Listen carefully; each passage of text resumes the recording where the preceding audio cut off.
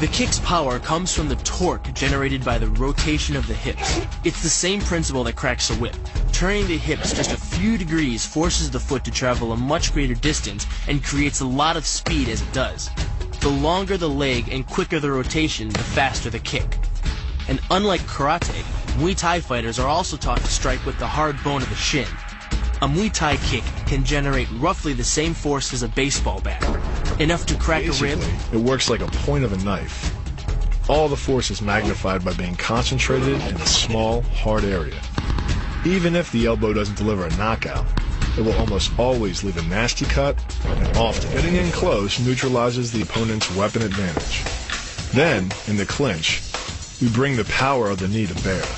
Unlike the kick, which relies on rotation to create power, the knee gets its power from leverage. Pulling our opponent down as we drive the knee up can deliver up to 2.5 tons of force, enough to lift a car. It's not the arms, but the legs that drive this.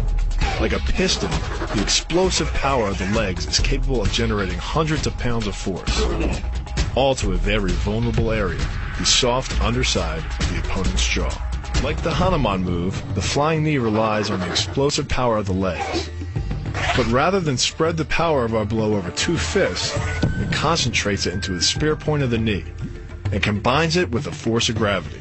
It's the equivalent of hitting our opponent in the chest with a sledgehammer. Works on a concept called the couple. Basically, it's two levers linked at a single fulcrum, the elbow lock.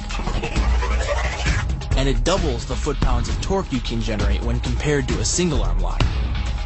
There's more than enough force to flip an opponent to the mat or dislocate his elbow. Using the twisting motion of the torso to drive the strike, the business end of the hardwood fighting stick can quickly accelerate to more than 25 miles per hour. On contact with the skull, the energy is enough to cause a depressed fracture. It's the same injury-producing force as being hit in the temple by a hammer. Mali relies on something called a flexion moment imparted to the neck to do damage. An average man's neck can withstand about a 140 foot-pound flexion moment. Beyond that, soft tissue and even vertebrae can be crushed. By bringing your weight down fast, this move could easily deliver twice that amount of force.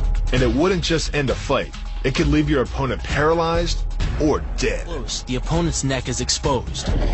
But because of the close range, the hand doesn't generate a huge amount of force. It's enough to stun, but probably not enough to cause severe injury. But replace the hand with a weapon, a stick or a knife, as you would in combat, and this could become a kill shot. The kick's power comes from the snap of the knee. The snap is created when the quadricep, the largest muscle in the body, contracts and pulls the tendon connecting to the foot over the knee. Using the knee as a pulley, the strength of the quad is enough to accelerate your foot to speeds close to 30 miles per hour. Because the area of impact is focused on a small part of the foot, it magnifies the force of the blow, making it capable of dropping 1,000 pounds of force on your head. It's like getting whacked in the head with a Louisville Slugger. It works by taking the opponent's blow at an angle, which deflects the energy of the blow away from the vulnerable torso. The harder you block, the further his blow will be deflected, and the more open he'll be to a counter-strike. Rotating your fist 180 degrees right before it strikes the intended target. The twisting snap of the arm maximizes the speed of the punch and magnifies the force of the blow by concentrating the impact on the first two knuckles of your hand.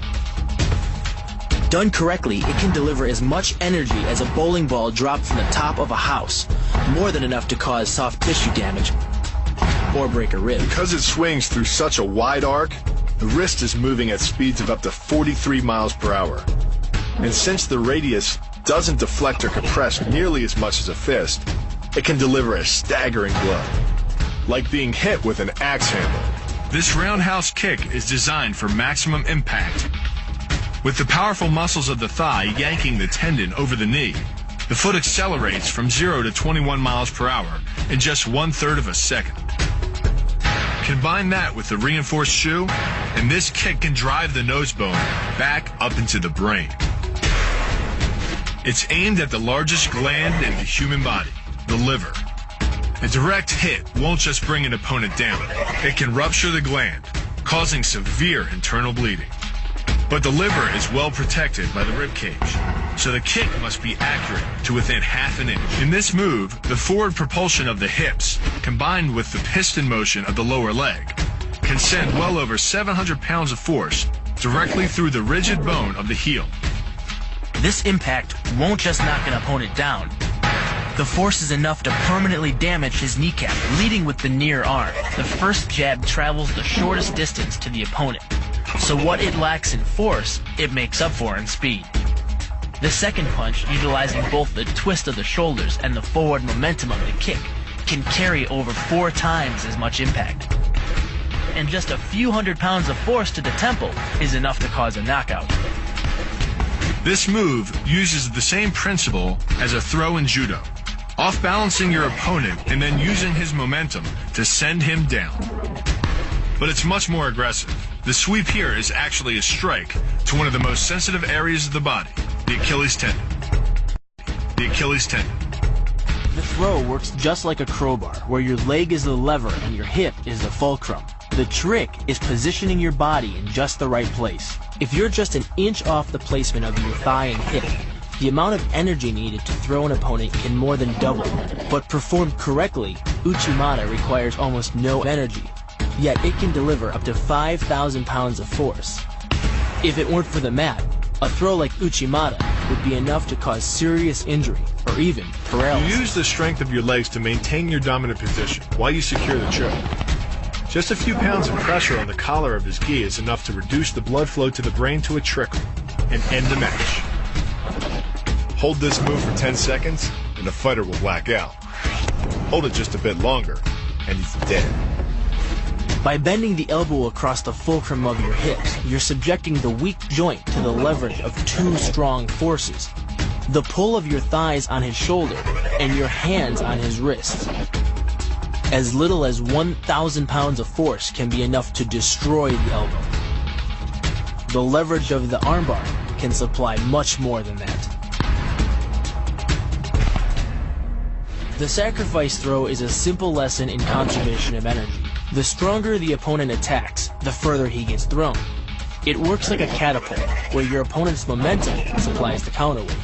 The faster he's going, the further he's going to fly, and the harder he's going to land. That land with the side, ball, or top of the foot. The gastrizin uses the heel to deliver the blow. This alignment of the heel, ankle, lower leg complex channels some 2,000 pounds of force into the opponent. More than enough to break a baseball bat.